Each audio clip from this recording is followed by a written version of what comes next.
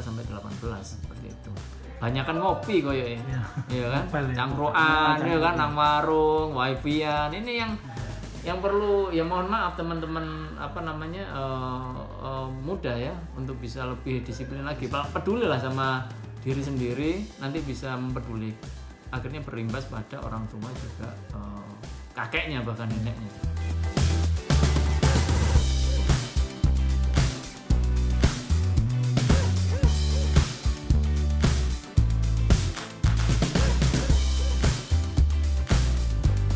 Jadi kita nggak bisa bilang atau apakah itu pasca Bangkalan apa tidak. Yang jelas kan ketika kita melihat data berdasarkan aktivitas warga, itu kan memang banyak disebabkan ada aktivitas ketika liburan kemarin ya. Jadi seperti itu. Dan ketika kita melihat data Pemkot Surabaya terutama COVID-19 ini, seperti yang sudah banyak disampaikan di pemberitaan, yaitu ada posisi sekarang itu memang posisi agak meningkat signifikan. Kalau kemarin sebelum pasca liburan atau sebelum tanggal 4 Juni kemarin itu per hari itu di Surabaya mungkin di angka 50 sampai 70. Cuma yang terbaru ini juga kami agak cukup waspada ya, karena di hari ini saja ada kasus confirm sekitar 300-an ya. 387 ya per tanggal 24 Juni. Berdasarkan data lawan COVID-19 Surabaya Go ID itu ada 387 konfirmasi kasus aktif di kota Surabaya.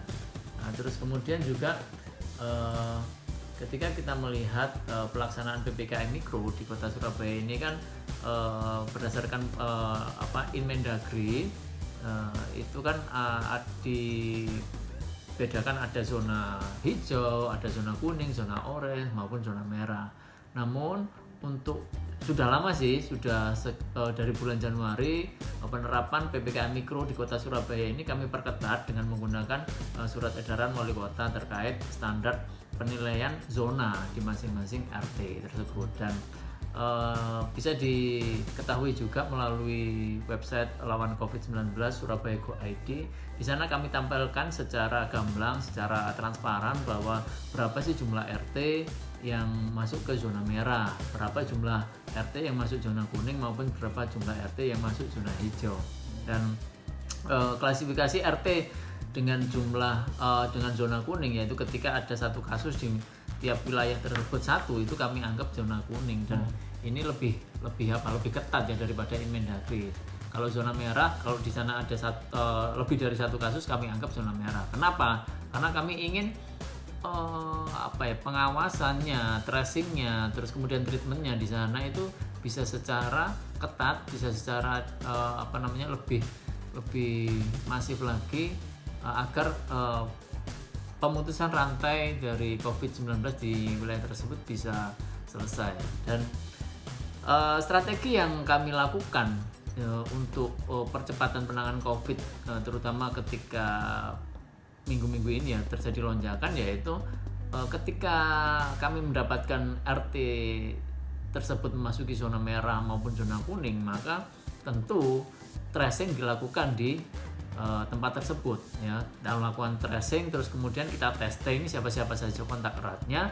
Setelah itu yang kontak erat yang wilayah warga yang ada di sekitar sana akan kami lakukan vaksinasi. Jadi memang alhamdulillah vaksinasi di kota Surabaya ini kan sudah lumayan cepat ya. Target kalau kita melihat herd immunity adalah 70%. Ketika jumlah penduduk Surabaya sekitar 3 juta lah. Kalau bilang 70% mungkin sekitar 1.800.000. Sampai saat ini Pemkot Surabaya sudah melaksanakan vaksinasi sekitar 800 ribuan orang. Kalau total semua vaksinasi baik itu dosis 1 maupun dosis 2 sudah 1.300.000. Nah, tahap 1 selesai untuk tenaga tenaga kesehatan, terus kemudian tahap 2 untuk pelayan publik maupun para pedagang juga lansia masih berjalan juga karena tinggal dosis 2. Terus kemudian juga tahap 3 untuk pralansia maupun difabel itu juga sudah berjalan dan masih berjalan untuk dosis 2. Sekarang kita masuk ke tahap 4 untuk masyarakat umum. Nah, untuk masyarakat umum ini sebenarnya kita sudah buka melalui link yang sudah disediakan oleh Dinas Kesehatan ya, karena kan memang tidak semua orang ketika dijadwalkan vaksinasi mau datang. Nah, sedangkan vaksinasi ini kan stoknya ada dan harus dihabiskan cepat. Makanya kenapa buka pendaftaran. Nah, kembali lagi untuk mempercepat penanganan COVID, kita melakukan vaksinasi di tempat-tempat yang berzona merah maupun zona kuning. Ya, tujuannya apa? Menciptakan herd immunity di perkampungan tersebut. Berdasarkan website lawan COVID-19 Surabaya Go ID itu ada 48 RT ya di Kota Surabaya. 48 RT ini maksudnya bukan berarti wilayah semua RT itu ya, bukan ya. Jadi satu RT mungkin umpamanya RT RW 3 RT 1 umpamanya seperti itu. Itu ada satu kasus. Tapi wilayahnya kan hanya mungkin berapa meter? 50 meter. Nah, itu mungkin itu. Jadi enggak menyeluruh semuanya. Makanya itulah yang dimaksud PPKM mikro, tapi hanya sebagian saja. Kenapa kita sebut RT untuk kewaspadaan saja seperti itu. Dan di 48 RT itu ada sekitar 13.345 jumlah jiwa. Nah, di sana ketika kami breakdown datanya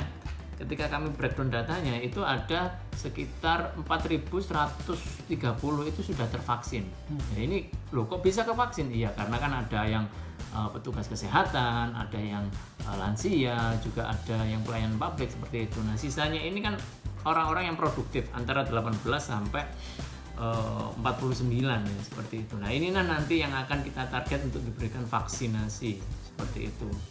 Terus begitupun juga RT ada yang zona kuning per tanggal 24 ini ada 271 RT, jumlah jiwanya sekitar 72.907. Terus kemudian yang sudah tervaksin dari 70 ribuan itu ada sekitar 20.542. Nah, jadi yang belum sekitar 52.365 itu. Kalau tadi jenengan tanya bahwa bagaimana kondisi anak-anak, ya kalau kita melihat data per 22 Juni kemarin memang ada sekitar 36 kasus yang terjadi pada anak-anak. Jadi dan itu ada penggolongannya. Rata-rata terbanyak adalah penularan pada usia 16 sampai 18 tahun, ya kan? Jadi ini sudah menyasar ke anak-anak.